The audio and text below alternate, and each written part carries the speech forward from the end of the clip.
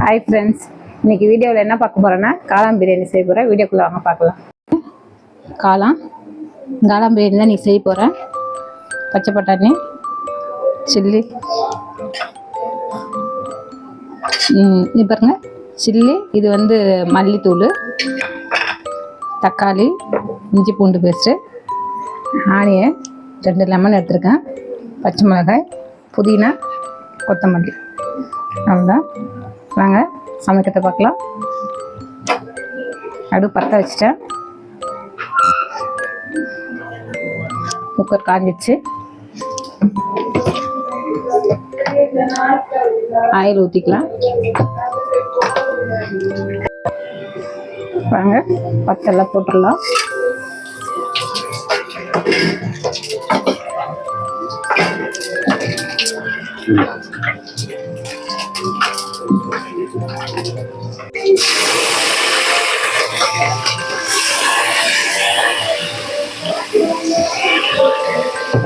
வெங்காயம் போட்டாச்சு, நல்லா வதக்கிட்டு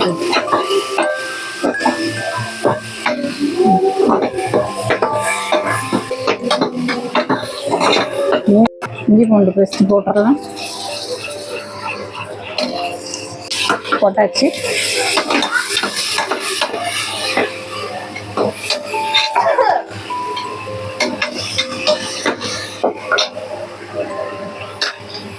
தக்காளி போட்டுடலாம். கல் உப்பு போட்டுக்கலாம். கல் உப்பு போட்டு தக்காளி சீக்கிரம் வதக்கிடலாம். கல் உப்பு போட்டால்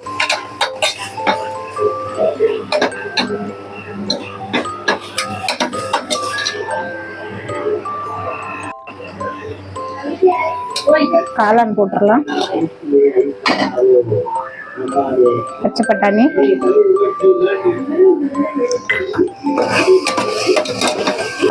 பசங்களுக்கு பிடிக்கும், அதனால போட்டிருக்கேன். உங்களுக்கு தேவைன்னா போட்டுக்கலாம், இல்லைன்னா வேண்டாம்.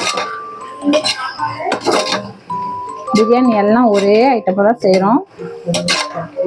பிரியாணி இதில் கறி போட்டால் கறி பிரியாணி, காளான் போட்டால் காளான் பிரியாணி, அவ்வளோதான்.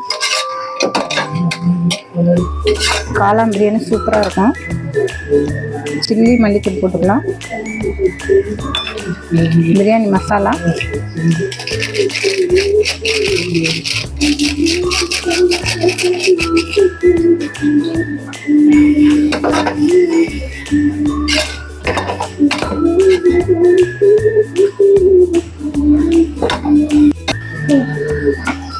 புதினா போட்டுக்கலாம், மல்லி போட்டுக்கலாம், நல்லா கிண்டி விட்டுக்கலாம். இதெல்லாம் 2 பொடி போட்டிருக்கேன். இதெல்லாம் 4 தண்ணி வச்சுக்கலாம். நம்ம எதால் அரிசி எடுக்கிறோமோ அதால் தான் தண்ணி வைக்கணும். அப்போ தான் கரெக்டாக இருக்கும் பதம்.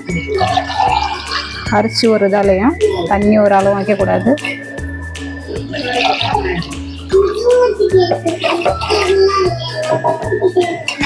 தண்ணி கரெக்டாக வைக்கணும். அப்போ தான் ரைஸ் உடையாமல் கரெக்டாக வரும். நான் வந்து நீ பாஸ்மதி அரிசியில் வைக்கல, வீட்டு அரிசியில் வைக்கிறேன். அதனால் உப்பு பார்த்துக்கலாம். கம்மியாக இருக்குங்க. நான் ஒரு லெமன் புழிஞ்சிக்கிறேன். கரெக்டாக இருக்கும்.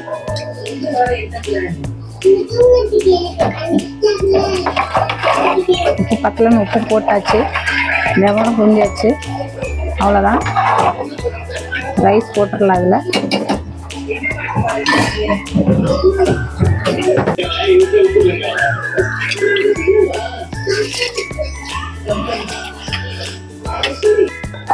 பாருங்க, அரிசி போட்டாச்சு. இது வந்து வீட்டு அரிசின்றதுனால வீட்டு அரிசி கிடையாது, பைய அரிசி தான். இது 2 விசில் விடணும். பாஸ்மதி கிடையாது. பாஸ்மதி அரிசியாக இருந்தால் 1 விசில் விட்டால் போதும். இது 2 விசில் விடணும். போதும்னு நினைக்கிறேன். மேலே புதினா தூவிக்கலாம்.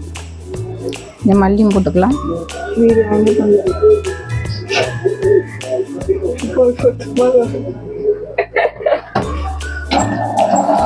தம் போட்டுடலாம்.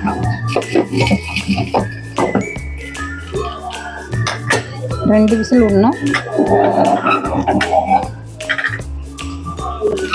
விசில் விட்டு விசில் வந்ததும் காட்டுறேன்.